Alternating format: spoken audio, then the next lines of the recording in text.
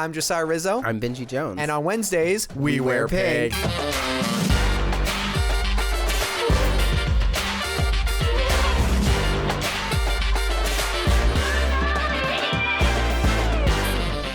How many of you guys thought that Kaylee Cuoco was in? Kaylee Cuoco was in 8 Simple Rules, and she was the most important character. How many of y'all thought that Megan Fox was in 8 Simple Rules? Don't answer that. Don't at me. Sounds stupid. Don't at me. Is that how we're going to start off our episode? Because that's not No, that has nothing to do. That's the whitest show ever. Wait, Benji, what are we talking about today?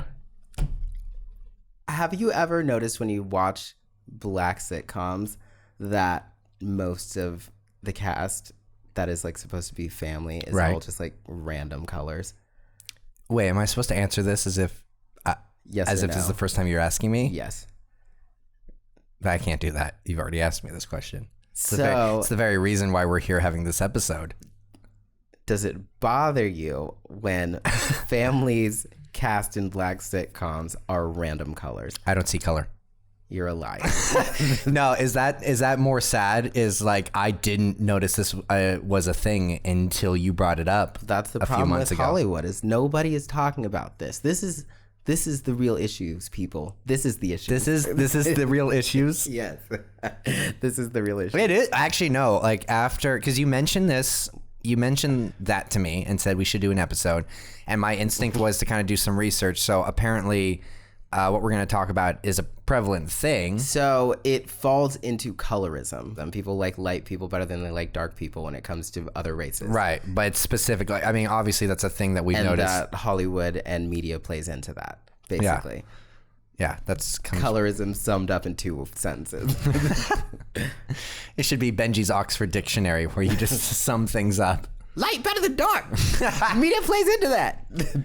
Racism. How do you describe that? I hate blacks.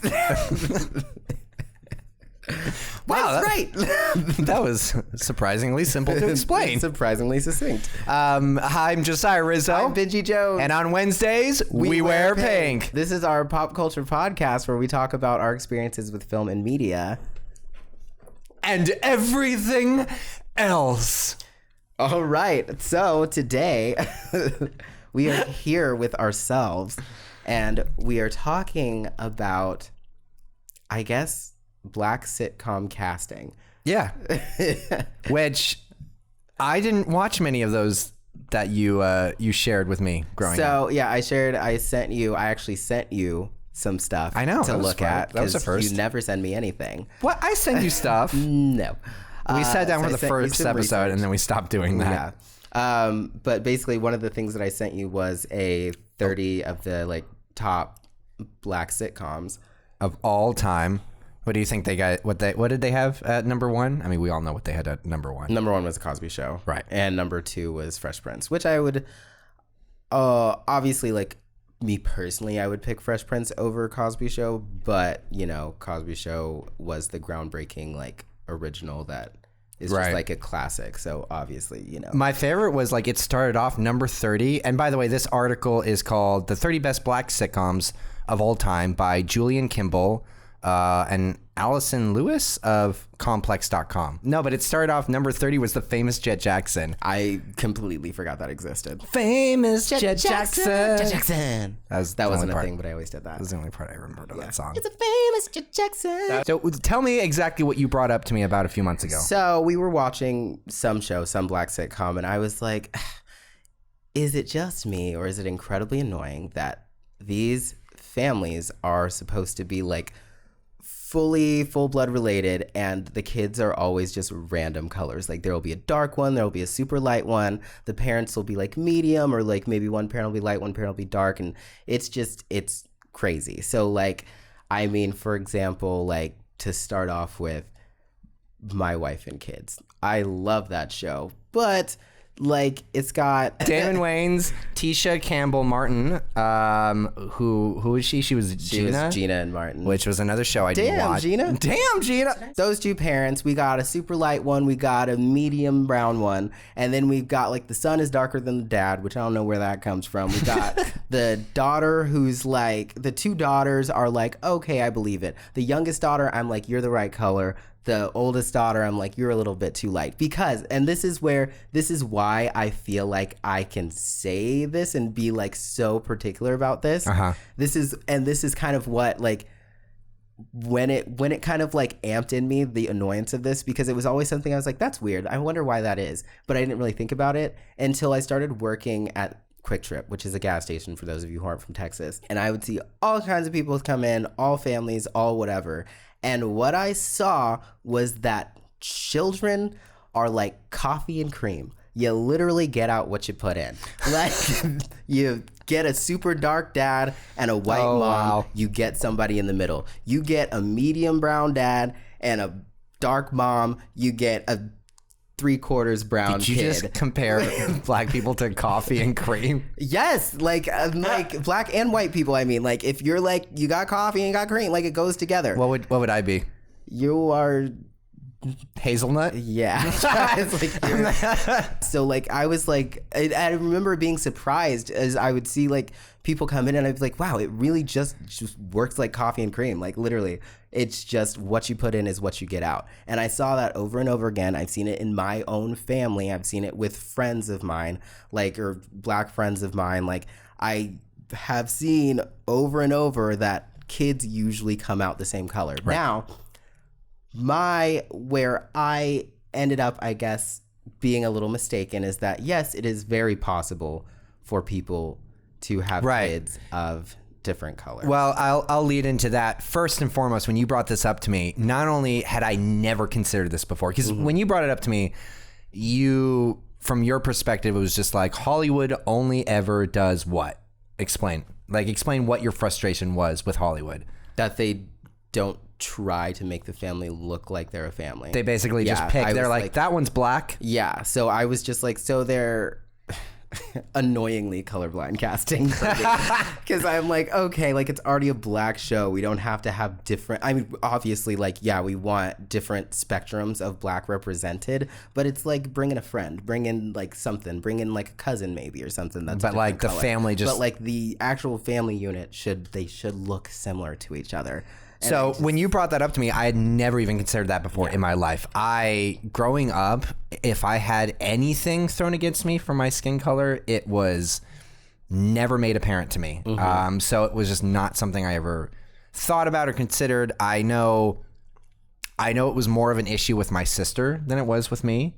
But I think that's because it's twofold. It's like, oh, you're dark skinned and you're a woman. All right, we're gonna make this kind of like.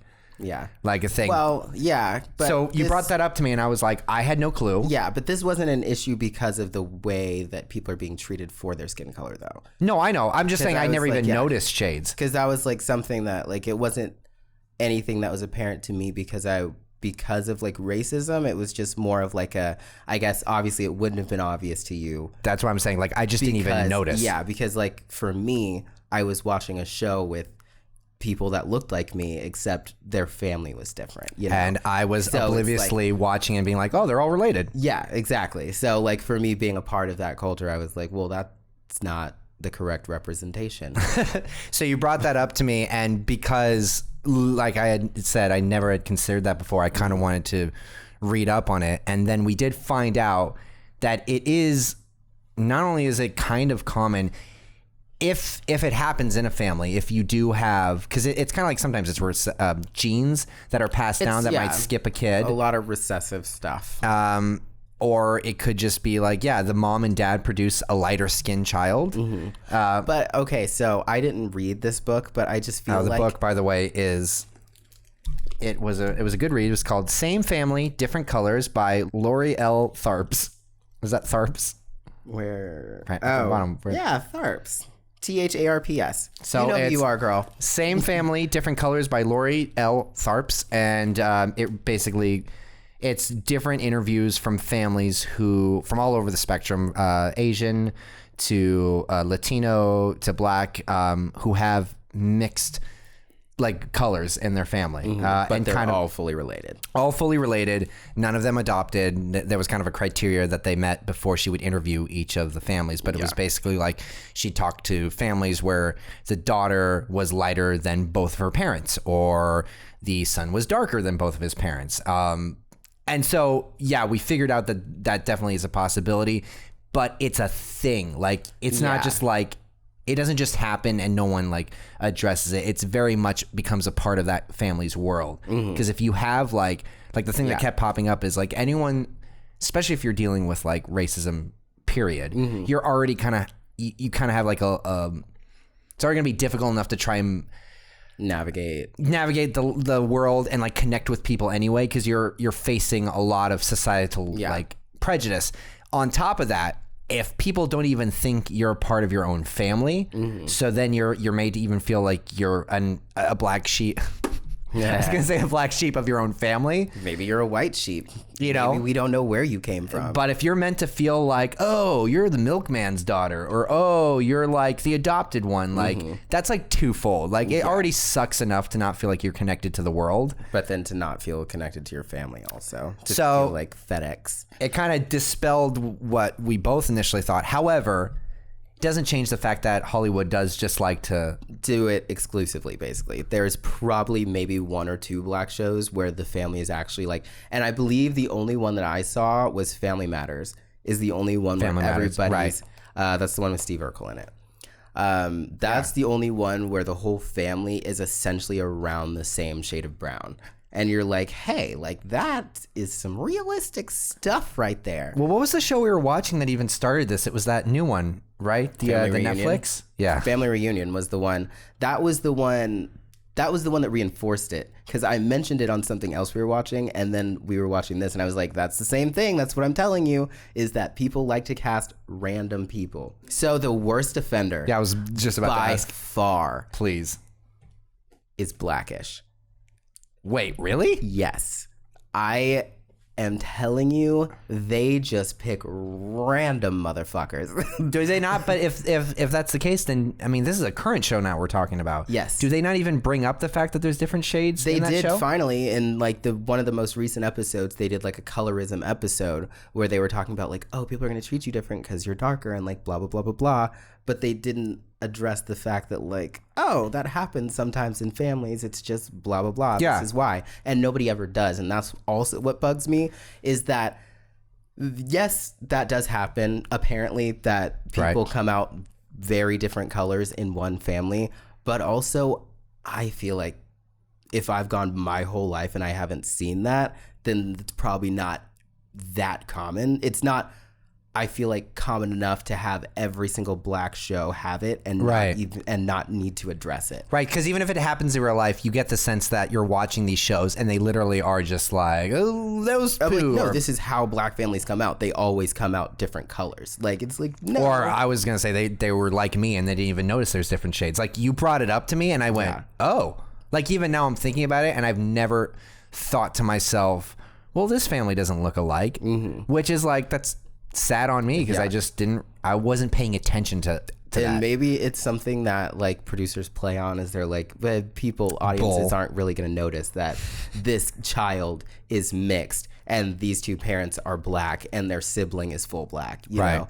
But it's like, I mean, obviously freaking Fresh Prince of Bel-Air, like the two parents, like the first Aunt Viv was very dark black. Uncle Phil was like medium tone.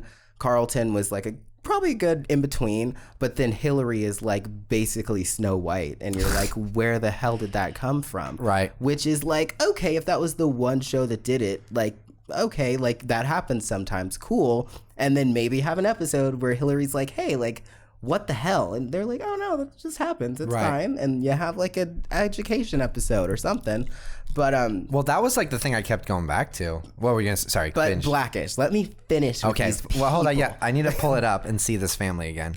So Blackish, we've got the mom, Rainbow, who is mixed. She's from that show with my least favorite theme song ever. My girlfriends. Oh God. Here we go. Is that a good photo, or do we need... It's good enough. So we've got her, who is mixed, half white, half black. Cool. That's the case. Then we've got the dad, who is like my complexion, very medium brown. We've got the they have 5 kids, actually. So their first... No, he's the second. So their first kid is the daughter, Yara Shahidi. Yeah. Yara Shahidi. And she's actually a really good in-between tone of both parents. Well, she's not only a good in-between, she actually looks like Tracee Ellis Ross. Like, they kind of... yeah, for sure. They look like they're actually... That's... Side note, too, that's just the thing I've noticed with a lot of TV shows. They're like, this person. Yeah. And I'm like, there is no way those two are related. Exactly. Skin color or no, it's like their nose is completely different. Alike. Their eyes are different. So I'm just like, don't cast random people. Like, there's so much... Because I'll hit that later. But so you got Yara Shahidi. So we got Yara Shahidi. She's like she is like what their kid would probably come out looking like. Okay. Now we got the second kid, who is Marcus Scribner, probably is his name. But anyways, he is lighter than his mom, basically looks light-skinned Latin with like green eyes and very, very loose curls. Like, he is a step up from white. Like, he's basically Italian. Like, he does kind of look... Actually, he kind of looks a little bit like me. He's actually lighter than you. Like, is he lighter than me? In real life, probably. I mean, I did just go to the beach today, so... Yeah, that's probably why. He is like super white. Well, you can't even... Sometimes you can't tell with these like photos. What's funny with the actual... So with the promo photos, I've noticed a lot of times I feel like they'll balance people's skin colors and make them look more similar. Also, I would notice when I would get headshots, they would make me look lighter. Lighter, yeah. Before, I used to be involved with like the... editing process. Like, I would get photos and my agents would go, yeah, that's great. And I'd get the final photo sent back and I was like, I look like maybe I stepped outside for a day and that's it. Yeah. Not like that was part of my life. They like genuinely were trying to make me look but that's more like this than this. That's where the inside of your palm, which is lighter than the outside. Oh, yeah. Sorry for those listening. But yeah, no, that's like a thing. That's like a whole like colorism thing in Hollywood. So you just started with So then we've got those two. We got that kid way too light. Then we have the twins who come out, and they're close in their brown colors, but they're both dark brown, darker than both parents. So you're like, I don't know what kind of spectrum y'all are casting on. But, oh yeah, and then they have the 5th kid in one of the later seasons, and he is Mexican. Straight up. What? Like, he's a baby right now, but that's a little Mexican baby. Like, he's got straight hair and white skin. Man, I have not watched this show at all. That's a cute little kid. He actually looks like Josh in that picture. Oh, is that what Josh used to look like? Oh, Josh was so cute. Back when he was HR Puff and stuff? Oh, that's a cute little kid. So cute. Yeah, they all look like they match here in this. In these promo photos. They balance their skin. They make them look similar, but they're not. Anyways. Wow. Anyway, so then that was the one thing that would bug me watching the show. I'd just be like, where are these colors coming from? Right. Then I kept watching the show. I've watched all of the show. And then I started seeing the extended family. So now the dad, Andre, I believe is his name, his parents are both around his skin tone. Cool. Okay. Good job casting. We've got Laurence. Is this Laurence Fishburne? It's definitely Laurence Fishburne, but Morpheus? He's his dad? Yeah. Yeah, so that's Laurence his dad. And then his mom is Jennifer Lewis. I saw her when we were voting last year. Really? Last year? Yeah, last year. In like one of the prelim... I don't know. It was one of the times we went to vote. I would love for her to just give me like a shitty pep talk one day. So like not like the wise, sage old, what is it, magical Negro talk? Yeah. But like shitty? The shitty advice. That's like, honey... If you want to know where your man is at night, all you got to do is get in your car and turn your lights off and follow him wherever he goes. And if he shows up at a girl's house, you burn it down. Like, that's the kind of advice Why does that still sound like sage and motherly? Because I've been taught. It's not. You've been taught that when somebody tells you in that accent. In that accent, it's going to be like, you just going to murder him. That sounds reasonable. No, it does not. That is not okay. She turns to the camera and goes, see, we can give shitty advice. Well, we're not all smart. Mm-hmm. Oh, that's yeah, so good on that. Now, moving on to Beau's parents, the mom's parents. Her dad is white. of course, because she's mixed black and white. Her mom is as light as their middle son, the second son, right? Who is basically Snow White with green eyes. Like, she could pass for she's like Cardi B's color. She is like light Latin color. Okay. So I'm like, if light Latin and white get together, do you know what you get? You get white with brown hair. Like, you get a white kid. So Rainbow wouldn't come out looking the way she did. And on top of that, they're coming out with Mixed-ish now. And it's Rainbow growing up as a mixed child. And the 3 kids are actually 3 mixed kids that are around the same color. So I'm like, good job on that. Her parents are a white guy and Takeda Sumter. I think that's who I'm thinking of, who is very chocolate black, like deep chocolate brown. And I'm like, oh, so you had to change that because you realize it is impossible for someone who is as light as her mom was to have a kid with a white guy and it come out any sort of black. Wait, okay, hold on. Cast. You said that. Oh, it is Tika Sumter. Oh, okay. So that's like, them. Those 2 will have a mixed child that looks black still. Okay. Guess who won't? Oh, wait. Who plays the mom in Blackish?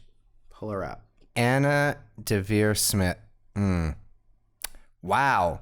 That lady lost a lot of skin color over the years. Yep. So you're telling me that this is who plays her mom right now on Blackish. Are we going to pull up an image? I guess we have to. Yeah. Because to compare Tika Sumter. Look at her standing next to a white man.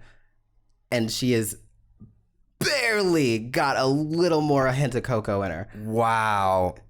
So that does bring, okay, so while colorism, while it does exist, that obviously, maybe the same mix can still come out with something different, like, and that happens in all families. Clearly, when they were casting her, they had to recast. Didn't give a crap. They had to recast because for also, even if she had a recessive, very black gene that expressed itself in her child, like, she's still mixing with a white guy, so it's still gonna come out mixed. I'm telling you, at best, which I guess is what they're like. Oh no, maybe. It is. I will say though, like, reading the stories, it was interesting, and I think for me, it's because I knew nothing about it. I'm like kind of learning all this all at once. Even if it does happen, it's something that the parents are very much aware of, even if it's like subtly, like subconsciously. It's something that the parents are aware of and they know they're going to have to talk about at some point, and the kids, I feel like, would grow up mentioning, because me and my brothers called each other out for everything. Right. Like, you're shorter than me. We're not related. Right. Like, well, in the stories, there was like a variety of like different kids, different mixes, different kind of scenarios. But most of the cases would end up with kids who would be like, even if they didn't outwardly say it, they were aware that, like, wow, this one child gets preferential treatment within the family because they look more like the family. And maybe it was called light skin isolation, which was like basically in reference to the one family member that kind of looks lighter than the rest of them, feeling very kind of alone. Because especially if she grows up in an area where everyone else, he or she grow up in an environment where everyone else looks like their family, but they don't. They are constantly ridiculed, where it's just like, why do you look lighter? Who were you adopted? Baby are you? Whose baby are you really? And it's just like I said, another cruel way to remind someone, hey, you're not like us. But then outside of that, they would probably get treated better in the world because they're lighter. Right. Either way, you have to have a conversation about that. Yeah. You have to. You can't just mull over it. And a lot of times, like, I was like, you're reading up on this, and a lot of people, they either have deep-seated issues with outsiders, and they'll bring it up to their kids, where it's like, hey, people are going to treat you differently because you look lighter, versus you might have a harder time in the world because of your skin color. It matches more ours. Or it was more deep-seated in an internal conflict with their own like self. And so you would have a lot of cases where, in this book, where like one parent married lighter because culturally they had been told multiple times, like, you want your kids to end up well, make them lighter, marry a lighter skinned person. And if they had at least acknowledged that verbally, it's there for sure subconsciously, where it's like you either are always going to have that resentment of your own skin color, and you'll pass it on to your kids, or you'll acknowledge it and then hopefully actively try to work against it. The point is, it's not just getting thrown and then nothing happening. You're like, you know, you have to, like, You families address it at some point. And, you know, so these shows, they're like, they're mixing and matching, but they're not like addressing. Yeah, and I know a lot of people are probably thinking of the whole the mixed families that will have twins that are one's white and one's black as like but that happens. And it's like, that's like, yeah, that does happen 1 in a million times. It's like so rare that every time it happens, it makes news articles and they go worldwide, right? Because it's crazy. Like, it doesn't happen a lot. So I'm like, that's like, it's not normal. Like, for the fact that you can just drop that fact means that, like, oh yeah, like, if you're not just like, oh no, my cousin had two twins that were two opposite colors last week, like, what are you talking about? Right. Like, if you're not saying that, if you're like, oh, remember that one time 20 years ago when two people had kids and they were like two separate colors and it was like everywhere and everybody knew about it, it's like, yeah, everybody's everywhere, because it was like somebody having quintuplets. It doesn't happen a lot. Right. Like, it happens, but people will use that like it's like, it's like, so it happens, you know? And like, I'm not saying it never happens. God, what is that? Actually, I was saying it never happens, but you were, I know. I digress. I will come back. But I mean, like, my cousins are mixed. They're half white, half black, and all three of them are the exact same damn color. So, you know. So you clearly never grew up with that being even a part of my, a part of my world. And you match, I haven't really seen like, you and your brother. We are all within a quarter shade of each other, depending on how much sun we've all gotten. Like, it's very, very close with all of my cousins, everybody. Everybody comes out looking the same damn color. Wow. Isn't that the craziest thing, though, that like people can be made to feel just like an outsider, even in their own family? Mm-hmm. Yeah, it would be great if Hollywood was actually trying to make a statement on that. But well, actually, and I commend Family Reunion for that, because they actually did kind of touch on that. Mm-hmm. It wasn't so much that she was like, where do I come from? It was just kind of like they do mention at least that she is significantly lighter than her family. Right. So I'm like, okay, I respect you for at least calling attention to it. But there's a lot of things though in TV shows where they'll make choices and then, regardless of race, sexuality, like literally just anything, they will say something happens, or they will present something as a kind of a history or a fact, and they won't consider the implications of what that means long term for that family. Yeah. You know, or even as simple as like an example would be like, in any Friends or sitcom episode where a character does something shitty with their finances, and then the next episode they're okay. They're fine. It's like that sitcom mentality, though, is that you don't really deal with consequences. That is sitcom mentality, but it bleeds through even to like families, because like in reality, there's no way all of these families, from what I've been reading, from what I have seen, just like in my life, my sister's life, like, there's no way you have all these families with all these different shades and it not ever come up. Yeah. And people not make fun of someone else, or people not have like different ways of interacting with each other within their own family. Because of that, yeah. Because it's just human nature is most people are fine with something that they're familiar with. Mm-hmm. And then once something else is brought up, you got to comment on it. We have to comment on it. Like, even kids do that. Like, kids are taught that by their parents, but also kids just pick up on that. They go, you're different. Because kids are shit. Kids once, like, literally, I walked up to I was doing a show once, and literally within 3 seconds of me walking up, some kid points his stupid little finger to my face and goes, your tooth is funny. And then you kicked him? I wanted to. Yeah. I was like, how the hell did you notice my tooth within like 3 seconds? What? There was some comedian that was like, if you ever want to feel bad about yourself, just like hang out with kids, because they will pinpoint the one thing that you're insecure about and laugh at it. It's so true. I was like, you jerks. I remember when I was in high school, I was hanging out with one of my friends, like little siblings, and they go, why do you talk like that? And I was like what? And they were like, I don't know, you talk like a girl. And I was like, get the fuck. So, yeah, that's just something I've been hearing my whole life. So let me finish Blackish. So, you're still not done with Blackish? No, you've got a they are bone to an pick. offender. They are offensive to me. Okay, continue. So then, this is like the last little piece that I was just like, I can't take this. I can't do it. Was that the siblings of the two parents came into the show. Now, we've got Rainbow Johnson, who is a mixed biracial woman. And then her brother comes into the show, and he is essentially the same color as the dad, who is full black. He's maybe a little bit lighter than him. And he's you're talking about not their dad. You're talking about... I'm talking about the dad, He's Andre, her husband. He's the same shade as... Her husband. Why am I forgetting his name? Andre Johnson. No, the actor's name. Dim Sum. No, what? That's No, the guy from your least favorite movie, Kangaroo Jack. That's what my family calls him because he was in Romeo Must Die, and he always called Jet Li Dim Sum. So wow. we called him Anthony Anderson. Oh my God. So to us, he's Dim Sum. Nice little reference there. Dim Sum. Anyways, comes in looking closer to his color, and I just remember watching the whole episode and being all like, I mean, he really would play better as like Andre's brother because they're closer in color, at least. Like these two aren't exactly close in color.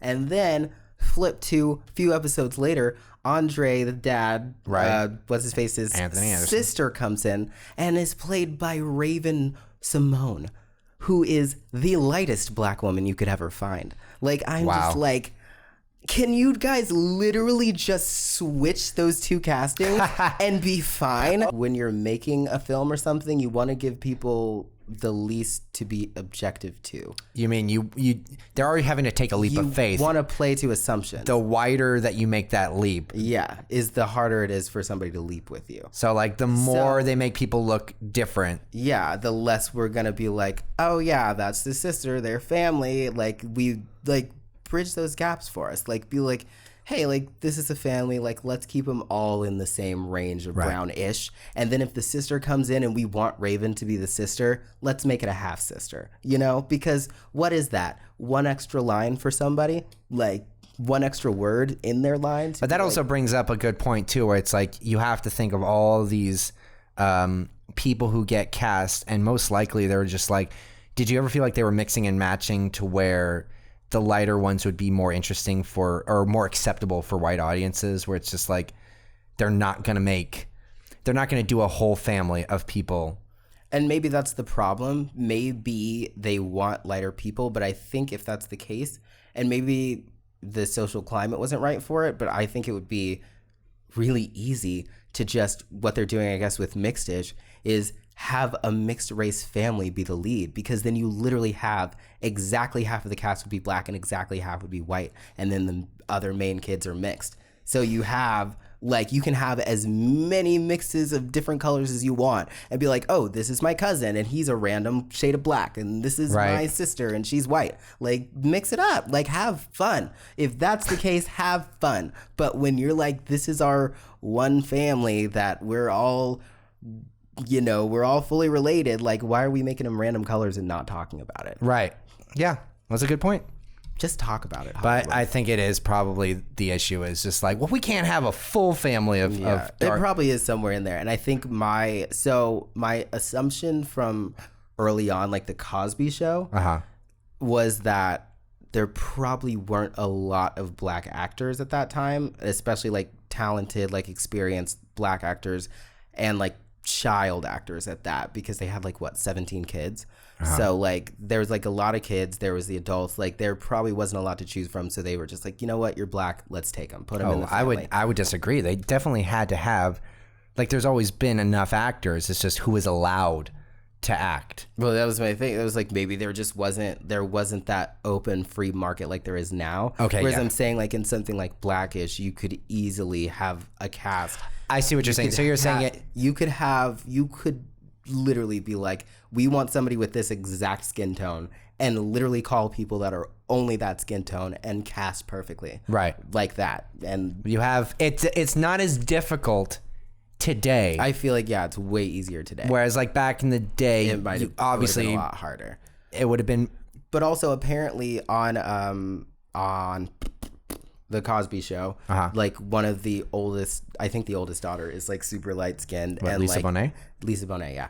And that was apparently that was a point of controversy at some point. But that is the thing that leans into the colorism, is it's always the pretty and like vapid, like self-centered, like pretty daughter that is always the light-skinned one in every family sitcom. So as humbling as it is to admit, I've definitely been shaped by pop culture's say on what is more beautiful. Yeah. And to the point where, like, you know, that's why it's interesting nowadays. We're getting films like Get Out, where they're not just tackling racism, they're tackling New Age racism. New Age racism. They're tackling the subtleties of racism, or not even just of racism. They're tackling the subtleties of like prejudice and colorism and things that you're like, well, we don't have slaves anymore, so we're good, right? I don't say the N-word, so I'm good, right? I also don't talk to black people, and I lock my door when they pass me. I automatically assume that someone of a darker shade is, you know, they're out to get me, or they are, and this is a big one, ghetto. That's going back to Texas, that is a word that a lot of people out there love to throw around freely. I did not realize how many white people were in Texas until I went back the last few times. And I was like, is this where I grew up? Right? I was like, what? And everything out there is, oh, that's so ghetto, that's ratchet, that's ghetto, that's ratchet. And you're like, in a perfect world, you could say that and it not mean anything. Yeah. But when you say that in today's world, there is this, and the unfortunate thing, like, I mean, even when we first met, I don't know if I might have been a little bit too old, but I know I had a friend before you who, you know, he definitely talked a little stereotypically black. No, the opposite. And we would call him, we'd be like, oh, you're not, and this is humbling to say, you're not really black. You're more white. And you say it as if it's a compliment. Oh, yeah. And it's not. It's that a lot. Yeah, you get that way. It's basically like, oh, but Benji, you're not really black. What's that saying? Yeah, saying that. Like, oh, no, you're good, so we'll pull you over to this side. We'll pull you to our side. You're okay to be with us. The rest of your race, of them, they can kind of stay over there until they prove themselves to be worthy. Until they prove themselves to be worthy. Yep. And it's like that plays out, and I'm saying ugh as if I have a history with it. It's more like I'm just now realizing this is like a tip of an iceberg. Yeah. And the way media portrays it, it's like the tip of that iceberg is slavery, whipping, the N-word. Like, you know, they're like, see, we've dealt with it. But then underneath the surface, it's like, you gotta chip away at the tip until you get to the rest of it. Yeah. I don't know why, but saying tip just makes me uncomfortable. Just work that tip and stop it. This was definitely a hot mess of an episode. Yeah. Good luck. Shit. No, this is good. How do you want to wrap it up? That was our conversation on black casting and a little bit of a hint into colorism. If you guys have any personal experiences or thoughts with that, let us know, especially if you have maybe people in your family that are different colors for no reason. Let me know. There definitely is a reason. I mean, let me know, because I need, but for no like obvious, like, oh, they're a different mom, or like, you know, like, oh, right. Yeah, something like that. Like if it's like, oh yeah, my full-blooded sibling is like, looks white and I look Asian, like, you know, maybe let me know, because I need to know how common this actually is, because I still am very hesitant to believe it's as common as this book would make some people, these readers out here, feel. Yeah, that's why I watch TV, because I stay woke. Very woke. So yeah, that was our episode. So make sure to like, comment, and subscribe, and give us a rate and review on Apple Podcasts. We want to read the best and the worst ones. Do we have any more, actually? Do you want to pull it up? There was none. I already checked. Okay. Not today. I checked like a week ago. Okay. It was like 25. But we also definitely didn't read any more of them. So do you want to read like a couple more? No. I feel like we should, because we never do. And while he pulls that up, I'm going to tell you guys that you can follow us at the Pink Popcast. That's pop with a P. POP cast on all platforms. And make sure to find us at Pink Popcast on YouTube and click the subscribe button and hit the notification bell so that you know when we upload new content. Boom. Yeah. Boom. Mike is Cute says, great podcast. I would say they provide really well thought out reviews and thoughts on the movies they talk about. It's nice to get different people's perspectives. Okay, Mike. Doesn't end with a period, so it's not grammatically correct. You know what? It's fine because he's cute. Call me. I mean, you're just taking his word on it. I am. And you know what? I can always say, hey, Mike, you might want to change your name. Mike is you're okay. hot. Let's see. Purple Backpack. So I guess Dora is commenting on us. It says, entertaining as heck. I don't usually listen to podcasts like this, but OWP. That's our abbreviation, by the way. On Wednesdays, we wear pink. OWWWP. OWP. OWP. Oh, okay, continue. So that was our abbreviation. OWP. On Wednesdays, We Wear Pink is extremely entertaining. Josiah and Benji and guests on the show are insightful and bright. In lots of ways, we all know pop culture affects us, so it's cool that these guys talk about it, tell stories, and are hilarious while doing it. I really appreciate the new perspectives they offer. This is fun to listen to, and I'm really glad I found this podcast with 3 exclamation points. Exclamation points, you guys. Count them. 3. Love it. 1, 2, 3. Good All job, right. guys. Yeah, good job. Keep commenting. So yeah, follow us, rate us, like us, love us. Get some more of us. And until then, I'm Josiah Rizzo. I'm Benji Jones. And on Wednesdays, we wear pink. play us out, Josiah.